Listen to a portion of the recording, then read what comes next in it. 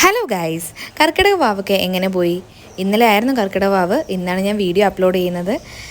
ഞങ്ങളുടെ കർക്കിടക വാവ് എന്ന് പറഞ്ഞിട്ടുണ്ടെങ്കിൽ രാവിലെ എഴുന്നേറ്റ് പ്രത്യേകിച്ച് പരിപാടി ഒന്നും ഉണ്ടായില്ല. പക്ഷേ ഞങ്ങൾ തറവാട്ടിൽ പോയി.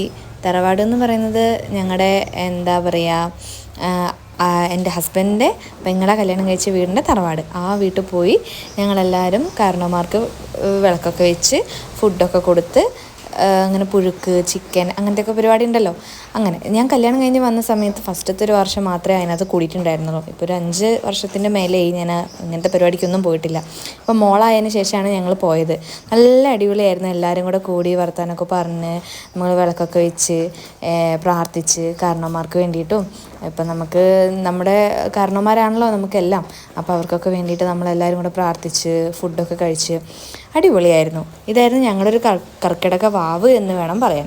അതിൻ്റെ ഇടയിൽ ഞങ്ങൾ എല്ലാ പിള്ളേരും അതേപോലെ തന്നെ വലിയ ആൾക്കാരും എല്ലാവരും കൂടെ കുറേ വർത്തമാനങ്ങളൊക്കെ പറഞ്ഞ് മോൾക്കാണെങ്കിലും എല്ലാവരുമായിട്ടൊന്ന് മിങ്കിൾ ചെയ്യാനുള്ളൊരു അവസരമായിരുന്നു.